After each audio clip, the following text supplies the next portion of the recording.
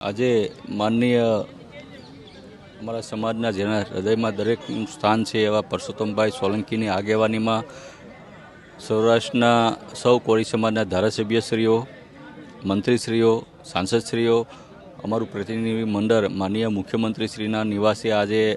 શુભેચ્છા મુલાકાતે ગયું હતું અને માનનીય મુખ્યમંત્રીશ્રી પાસે અમે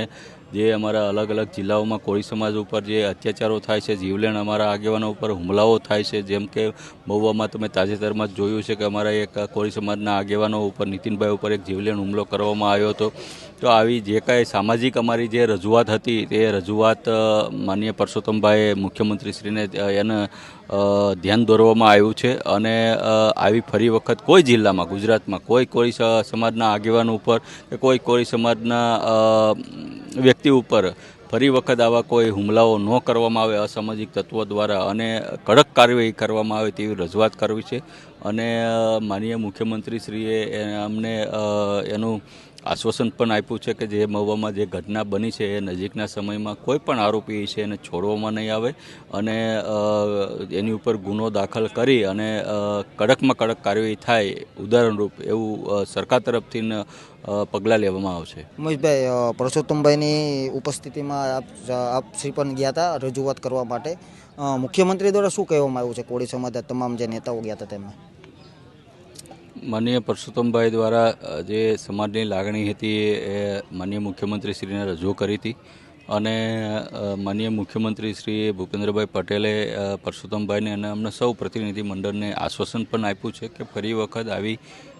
કોઈપણ જિલ્લામાં ઘટના ન બને એની યોગ્ય તપાસના આદેશ પણ આપી દીધા છે અને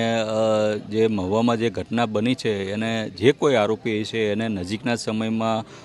કાયદાનો પાઠ ભણાવવામાં આવશે, કોઈને છોડવામાં નહીં આવે. અને ખાસ તો મેં તમને કીધું કે આ કોઈ સમાજ વચ્ચેની લડાઈ જ નથી. મારો આહિર સમાજ હોય કે મારો કોળી સમાજ હોય, બંને મારા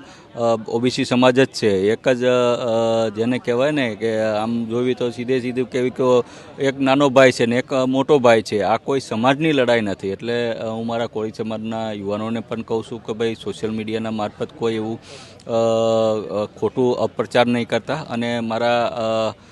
ભાઈ આહિરભાઈ સમાજને પણ હું કહું છું કે આપણે સૌ ઓબીસી સમાજમાંથી જ આવી છીએ. એટલે આ કોઈ સમાજનું આનું ઓલું કરે, સોશિયલ મીડિયામાં આવું ખોટો અપપ્રચાર ન કરે અને સૌ આપણે ફરીથી જેવી રીતના દૂધમાં સાકર ભરીને આહિર સમાજ હોય, મારો કોળી સમાજ હોય, એક થઈને આપણા ગુજરાતનો વિકાસ થાય એમાં આપણે સૌ આપણું પોતાનું યોગદાન આપી